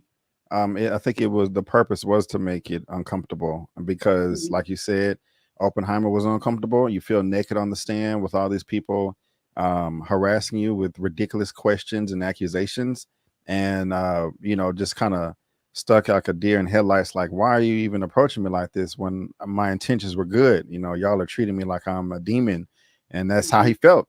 But also, even though it was weird and uncomfortable, I'm kind of glad that we got that for Kitty to see it because mhm. I felt that she deserves it. I felt that she deserves to be tortured in a way because she wasn't a good person to me. She wasn't. You and You're getting me. she is a hip. You're Oh, you getting and mad. me. She's getting mad at Oppenheimer for his infidelity, but you're on your fourth husband and you're doing this and doing that. And I just married this person because my first husband died and I didn't want to be by myself and he was just available. That's ridiculous. And so she deserved all the smoke. And so I was just like, ha Oh, ha Brandon. ha, eat it up, eat it up, eat it up. I'm just being honest with you. Brandon. Like I was like, yeah, suffer. You deserve it. You bad person. You. You wicked Um. woman. So, You ungodly however, wicked woman. help Oh, God. help me understand though. I still don't have and another reason why I want to see this again. I still don't have a full understanding, comprehension, excuse me, of what they were trying to accomplish with the kangaroo court because it wasn't real, and they Sheer went into. humiliation. But Okay, okay, but so like but in front of who? No, because they said it themselves. Like nobody's going to know about this meeting. There's no yeah. reporters. There's no cameras. There's no press. Nobody is going to know this exists. So they're having a conversation behind a wall that won't ever get out. So I just didn't. I don't get the point. I just don't. I'm not saying that. I just don't understand. Um, the way I understood it, and again, maybe the scene is subjective because I know a fairly interesting amount about the Manhattan Project and like Los Alamos and the Trinity test. I know I love history and I know a fairly good amount about that, but I actually don't know a whole heck of a lot beyond what I saw in that scene. So I can only tell you my interpretation of it was um, that Strauss. It was you have to understand Strauss was actually a very powerful man politically. Hmm. He was up there. He wasn't a part of the White House cabinet, but he was appointed. He, his case was about him being appointed as the secretary of I oh my forgot God, what's the word for money? the See, Treasury. again, I know my lane, and it's not politics. I forgot. It starts with a C. C word. I forgot But too. You're good. You're good. he was appointed. He was being appointed by the president at that time to Congress. He didn't pass because Kennedy shot him down. Thank God because of his work against Oppenheimer. The Kangaroo Court. I really think what that was. My interpretation was Louis Strauss was a powerful man with powerful friends. He called in some favors to humiliate his adversary and to try to get it on the record to further discredit him as a patriot. Because I don't care how brilliant you are as a scientist. And again, that's a lot of McCarthyism. I don't care how brilliant you are. If you are tied in with communists, you are nothing to us. So he knew he was brilliant. He knew Louis Strauss knew how brilliant Oppenheimer was, but he wanted to discredit him to the scientific community. Thank you, Commerce. Thank you, Earl Love Jr., Secretary of Commerce. I appreciate that, man, because I said C word, and that's You clearly knew more than me. You good. stupidity. You good. So You good. anyway, You good. thank you, bro. Thank you, bro. But honestly, it was. it was Strauss calling in some favors of some high-powered men and lawyers, and to say, "This isn't gonna go on the record. I just want to humiliate this guy, and then let's put something on the record to discredit him." So if they want to go back and he had already succeeded in preventing him from getting security clearance, but this was another thing to go on the books for if I'm ever gone and someone else is trying to get you clearance, I just kind of want to screw you over and have this on there. Craziness. So it was literally calling in powerful friends and favors to screw over your adversary because it was not a congressional hearing. It was not even in a courtroom, and it was a sealed like testimony. Like it was a sham. They were bringing out stuff that his lawyer. Remember, his lawyer was like, "Wait, where'd you get this transcript? I don't have Yeah. this," and it was just an unfair thing. But forgive me if I'm scooting ahead. I don't want to scoot ahead, but honestly, what was so powerful to me about why Oppenheimer wouldn't fight, because remember, Kitty was like, Bro, "You, fight back, you fight back. got some pull, honey. Like you Yeah. invented the atomic bomb. You have some pull. You helped to end what some people thought was ending World War II. You have some pull. Fight back." And outside their home, it was really interesting when she said, "Do you think that by allowing them to tar and feather you and humiliate you, that you would get the world to forgive you?" Mm-hmm. And that to Yeah. me was the major theme of the political side of this film. Yeah. Is he could have fought back. He could have said, you're not gonna sit here and ask me about my sex life. That's none of your business." But he didn't, because honestly, he was looking to be absolved. He was Right. looking to be, when the numbers came in, how many people did you kill in the blast? And then a month later, I think 6 weeks later, people died of radiation. Yeah. They developed cancer within weeks. Like, it was nuts. Yeah.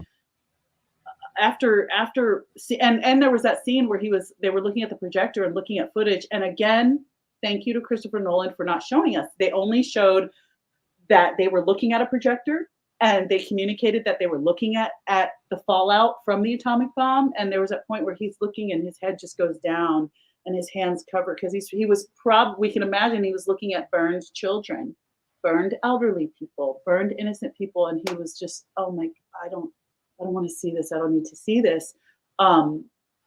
He wanted to be absolved of that. So that's why he let them whip him, so to speak. That's why he went. It was a 30-day committee meeting. So he went back That's day crazy. after day after day and allowed himself to be humiliated, because he wanted somebody in there to feel for him and absolve him in some way for this atrocity.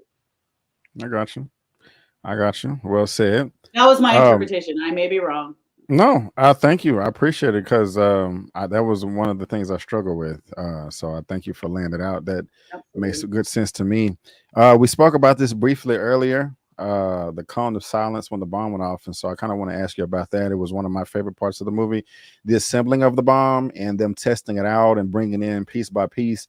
And so then when they finally went in the bunker and set it off, putting on the sunscreen, laying on the ground, all of that I found was very, very fascinating. So Toll and the montage effect right there. It was one of my favorite points. I think that was maybe around the 2 hour mark of the movie, since it it was was. 3 hours. But yeah, I mean, any takeaways from that point right there? Because I love a nice little montage and all of Yeah. that. You got this score by Lug. Pronounce it for me. I know you're an expert. Ludwig Göransson. Yes. We need to clip that part right there and make it a separate video. But yeah, man, how did you feel about the assembling of the bomb and all Well, that hot in jazz? terms of yeah, man, in terms of Nolan being a master at action set pieces, that middle scene, no car chases, no no guns blazing. That was your action set piece for Hmm. Oppenheimer. Oh, you're welcome. That Yes. was it. And I too absolutely, yeah, I agree, Chief. I absolutely love that scene. And you bring up something I did want to talk about is, of course, Nolan has, with his past relationship with Hans Zimmer and now with Ludwig Göransson, he really understands how to pick the right people that can tell the story of the film through music. That's the Hmm. composer's job, right? Creating the score is. is you wrote the screenplay, you directed, great. Now let me tell the story through notes and instruments, right? And so the use of the music in the film was just visceral. It was amazing. However, Nolan has this wonderful use of silence. Mm-hmm. Because if you think about it, for anyone who's been through a trauma, whether you have been in a car accident, if you've experienced the unfortunate experience of being involved in a shooting in any way, if you're a veteran and you know what it's like to be in combat, anytime we're telling the story of trauma or action or violence or combat, we're talking about, and then the car screeched and it toppled over and there was this bang, bang, bang. And then, oh, you wouldn't believe it. There was a gunshot. And then I heard another one and pop, pop, pop. We're talking about all the action, right? Mm-hmm. For every trauma, every situation of violence and sound and booming, whether you remember it or not, there's an eerie, haunting silence. If I know I've been not major car accidents, but I've been, little fender benders. And it's like, it's just, and then there's this moment of silence between someone coming up to your car and going, "Are you okay?" There's this moment of silence between the trauma and the sirens. There's a moment of silence in between pop, pop, pop, pop, pop, gunfire or mass shootings, which I hope no one's experienced. But especially if you're a veteran and you've served, you know that after the gunfire, there's this moment of silence that's so eerie that nobody really talks about when we recount trauma. Christopher Nolan marinates us in the silence of a traumatic moment. Mm-hmm. And that is what made this Trinity testing scene so incredibly powerful. Is, the guy, Josh Peck, his hand is over the button, and he's telling him, we could set the world on fire, but you're going to press the button. Oh, okay. And then you've got the guy, you got Jack Quaid sitting in his car and they're like, aren't you going to put on glasses? He's like, no, the glass will protect me. Which, if anyone knows, had he been any closer, he just would have killed by a million shards of glass, Eugene. Right. By the way, he was one of the guys that works on the bomb, but okay. And then you have Benny Safdie with this lotion. Yeah. puts the lotion on, dripping off his face. Lotion on. Marv 007. This Christopher Nolan bathes us in intensity through the music and through the silence. We all love a great action scene, right? Mm-hmm. And then horror has jump scares. I love like thrillers that in between where there's moments of silence. And what the camera's doing, Hoyt, he does this amazing thing with the camera in terms of, I know Nolan, he's a real fan of just getting close instead of zooming in. He actually doesn't like to zoom in a lot. He likes to just, like that scene where Robert Downey Jr. at the very end, the camera was like this close. Yeah. It wasn't a close-up. It was like, I'm going to stand here, like right in your face. The way it was shot, again, a film is a collaborative effort, and Nolan knows how to put a team together. That film, for me, this year, there hasn't really been any films that have captured intensity. That film was pure. We've had, Fast and Furious. They're pure adrenaline, right? They're just pure adrenaline movies. This film was 100%. If you could put it in a little tablet, it would be called intensity. Nolan delivered. He gave us pure intensity. That moment, I tell you, I went by myself, so I was sitting between two strangers. And in that moment, I tell you, I almost grabbed him and was like, "Girl, I know you don't know me, but I can't take this. Like, I know that you're somebody else's man, but can I grab you on your arm?" Like, I was just like in the chair, like wow. I was sitting at one point. I was like this. I was crossing my arms, like, okay. I couldn't take it. That intensity of that moment was crazy because, again, there was that little chance that he could have set, I don't know, the atmosphere on fire. And that scene was, it was sheer intensity. It was a masterpiece of directing. The use of silence was so palpable. I got you. Okay. Yeah, you're right. And it's scary because I wasn't expecting that. And then when the explosion finally went off, it scared me. I kind of jumped in my seat. Oh shit! I do this embarrassing thing where I yelp. It's so embarrassing. I yelp like a little dog. I'm like, it's so embarrassing. And That's anyone funny. who sits in the theater, my sisters hate it when they go to the movies with me and they look at me like, you so scary? Why are you so scary? That's And I funny. was That's just funny. like, I yelped a little and I like covered my mouth because the blast is coming, right? But when it did, and then that fallout after they were like, "Oh wow, that was amazing!" Oh, and Matt Damon kind of gets up completely and was like, Hmm. "Wow, guys, I guess we did it." And then that fallout blast, that second wave of energy, that Hmm. is like I don't know, 7 seconds after the initial wave or something like that. Yeah. That oh, that was dope. I mean, look, I don't want to glorify it. It was an atomic bomb. I shouldn't glorify it, but in terms of the visualization and how he used practical effects. We did not get any piss poor CGI like we did in the Flash. Right. Right. It was a I love the practical effect. He was so practical. There was really no CGI in this film. That scene was just I'll say this right now. Whatever you're wearing, make sure you can't see the sweat under your arms because you're going to be sweating. When you come out of that theater, you're going to be Ah. sweating. Yeah. Right on, right on, right on. Well, thank you for that, ma'am. Well, Kim, what else about this movie that you want to get off your chest that we haven't discussed yet? And what are your final thoughts to Um, wrap this thing up?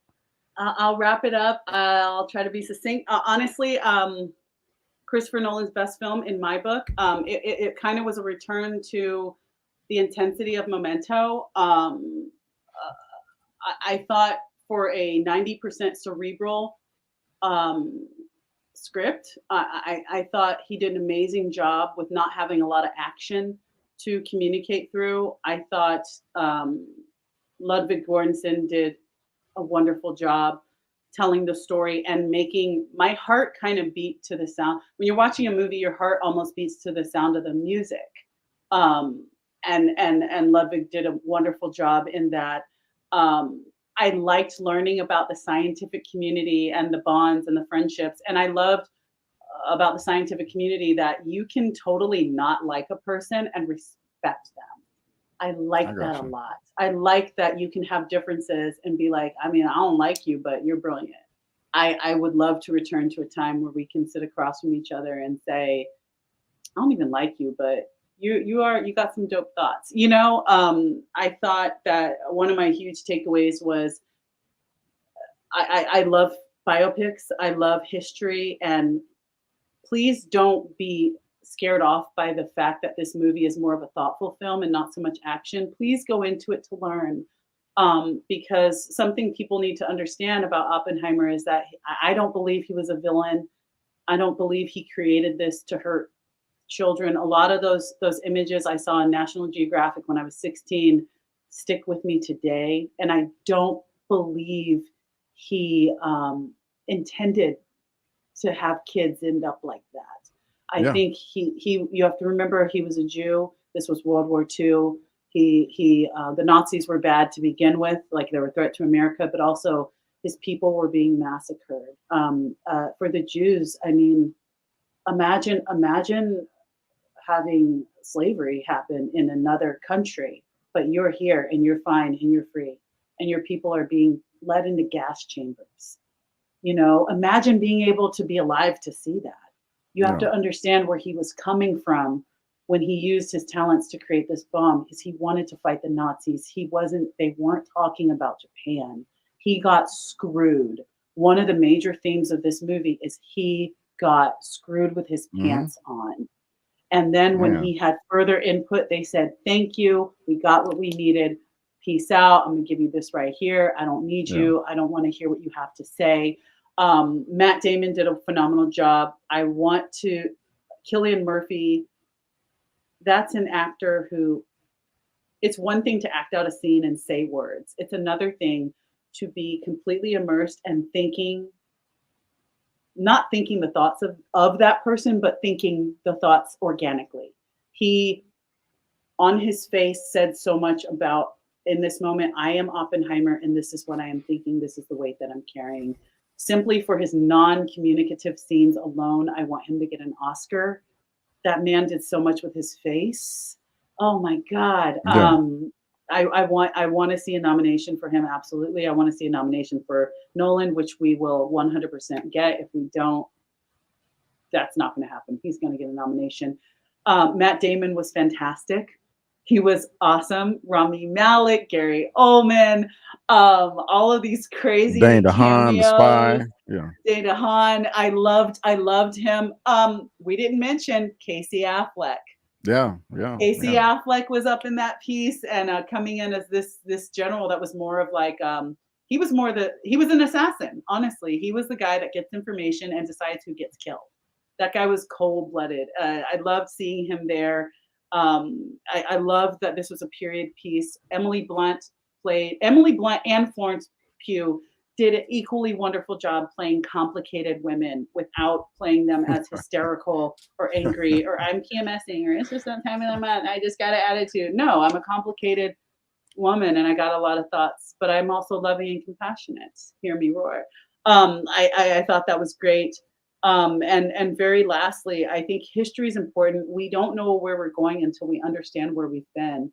And if you really don't know a lot about the Manhattan Project, a lot of the stuff we hear in the news, I'm not a flat earther, you guys. I'm not going to say something crazy, but honestly, there's a lot happening politically in the news. And if we're going to understand where we're going, we need to understand one of the greatest inventions of all time. Yes, more important than your cell phone, the atomic bomb, because the world's nuts right now.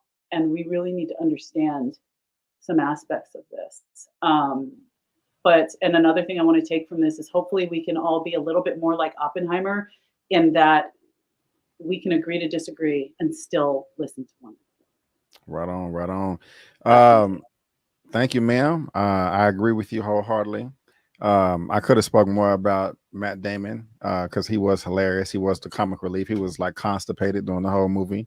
And I don't blame him. Brother needed some prune juice. Yeah, yeah. He was. Oh God damn it! Yeah, he was very funny. Real quick though, Chief Leaf, great commentary here, as well as Layla Uninterrupted. They disagree with me on my assessment of Kitty. But also, I forgot about this guy, David Krumholtz. Right, that's my dude from Addams Family Values. I'll never forget that camp scene with Wednesday. That's the dude right there. I thought he did. Thank you, Chief, for mentioning him. He did a phenomenal job. And again, his friendship with Oppenheimer as a fellow Jew and being able to feel what he felt as, yeah, we're at war, but our people right here, we're suffering. And I thought that was a beautiful relationship. He did a wonderful job. I love that several times he brought him an orange and was like, eat something. You need to eat something. He had that Yiddish going and like that great Jewish mom, like eat. I love that caring relationship. I also forgot to mention towards the end of the film where Oppenheimer and Einstein were talking, and Einstein had a little bit more wisdom. Just like, it's gonna be a certain point in your life where you're gonna. I forgot what I'm paraphrasing like a mug. It was when everybody was older, and he was getting recognized, and he was like, they're not doing it for you, they're doing it for the bigger picture, or something like that. It also showed Kitty. It showed Teller's trying to reach out and shake Kitty's hand, but she didn't want to shake his hand because she was mad. And she called him out. She called Oppenheimer out earlier, like, you shook his hand. He threw him to the bus. How can you shake his hand? I like that scene as well. But yeah, this was a fantastic film. I did love it. What's up? Was it the quote when he said, "Just because we're building it doesn't mean we get to say how it's used"? I don't remember. Was it that? That was this movie was full of great quotes. Yeah, that and it was a lot. It was towards the end. Yeah. They won't understand it until they used it. I don't know. There was I know there was a lot of quotes. I actually was mad. I was sitting between two people because usually I like to sit in the back and I take notes during the film because I have so much to that I'm thinking about. There were so many. Chief's got it. Yeah, I really did like that right there. Layla talking about Kitty was a G, so I appreciate everybody's commentary here. She had that smoke. She had yeah, smoke for days she for did. everybody. So I really did love the film. And it is one of his best. It's still just not my favorite, and I can't complain about anything, but I still can't say that this is his best film for me, even though it is up there. And it's funny, I can't complain about it either. But my favorite Nolan film to date is this right here, and that's The Prestige. I Oh, love this that's my movie jam. so much. End is And special. right Great. after that, it will probably be Inception. And then I got to think about it, but next would either be Batman Begins, The Dark Knight, and Oppenheimer. You know, Mm. it's Dunkirk and the Dark Knight Rises is at the bottom. I still got to see Tenet again. Um, Yeah, I gotta I listen got to it. I got my whole collection down here. I'm not There you gonna. go. I could pull it out, but we've been here almost 2 hours, and so yeah, We're vibing. We're vibing. We're vibing, Brandon. It's okay. I know. Interstellar was the goal. Yeah, let me Yeah, and yeah, I got them all down here. But yeah, guys, Oppenheimer, latest film from Christopher Nolan. Cam thought it was fantastic as well as I did, and that is all that we have for today for this spoilery review. Please let us know what you think down in the comments section as well. We would love to hear all your thoughts and your comments and engage with you in the chat. I know I'm gonna be in there like swimwear, and so again, let us know how you feel. Bro, you got to show your collection before that 50K. So no, I got to get to 50K first before I show the collection. So I'm gonna bring out the VHS tapes too. Yeah, Kimberly, I've been saying for the longest I'm gonna show my whole collection, but I got to get to 50K. So if you're watching this, you got to y'all share the need to tell video. a friend. Let me say this right Yeah. now, Brandon. Tell a friend. Remember back in the day, you guys, when the internet had just come out and every email that came through, we felt like we needed to forward it on. Well, we need to get back Yes. to that, and you need to forward on Yes. a link Oh my God. to this video to your friends, like those forwards you get from your auntie that you didn't want, talking about the end of the world. Mm-hmm. Um, you need to forward, click share, like and share. We need to get back to sharing Yes. on Instagram. I like to share other people's stuff, share Brandon's stuff, share my stuff, but tell a friend to subscribe, and Yes. remember that you're a lot of people may tune in that actually aren't subscribed. Make sure you guys are subscribed to Just My Opinion. Yeah, yeah. If you do subscribe, man, this is what you're gonna get. You're gonna get movie reviews, spoiler movie reviews like now, martial art movie reviews, and me covering various TV shows on streaming that I'm into, like Warrior Season 3. What is this? Secret Invasion, a movie news roundup show, comic book show, trailer reactions, interviews. I got a mixture of everything. And so make sure you subscribe. Mama Avery, everybody say happy birthday to mom. Today is her birthday today. Happy She turned birthday to 42 years you. old. I'm teasing. But Happy yeah, birthday, sis. I'm about to link up with her right after this to celebrate some birthdays. So I love you, mom, and thank you for being here in the chat.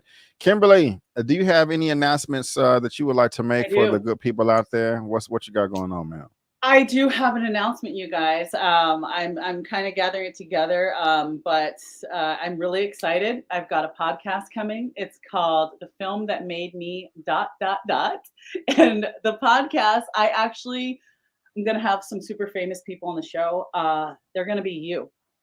I want Oh, to talk to you. I want to okay, talk to people who have made a major life decision based on inspiration from a film. okay, Maybe you lost a lot of weight because of inspiration from a film. Maybe you completely changed your major in college based on inspiration from a film. Maybe you decided to finally get the courage to ask that girl out because of inspiration from a film, and now you got 3 kids. I want to talk to people who have made major life choices based on inspiration from a film. You I can got a email movie for you me. too. Yeah. Yeah. There you go. Yeah, you guys can email me at whatisgoodkimberlyproductions@gmail.com. Again, it's whatisgoodkimberlyproductions@gmail.com. I want to talk to you. It's a video podcast and it's a streaming podcast. And then if you don't remember that email, hit me up on IG. Let me know you're interested, and I will send you my email and we'll talk from there. But that will be coming in the fall. Again, it's a new podcast called "The Film That Made Me." ... Because you Yes, know what? yes. Let's talk about it. Let's talk about it. Let's talk about it. Yeah, I got a film for you too, in mind. So that's what's up right there. Also, guys, shameless plugging time. Check out my non-spoiler review for They Clone Tyrone and the spoiler review for the same film that we did yesterday. And I may be going live later on today for the super duper superhero comic book Smashdown. But I don't know. I may just be having so much fun kicking it with my mommies that I, may not come back until tomorrow. We'll just see. We'll see. I'll update you guys in the community tab. But guys, again, we just want to thank you both so much for tuning in. And before you go, don't forget that I'm B. Avery, that's Kimberly, and that's just our opinion. Peace out, and we'll see you next time.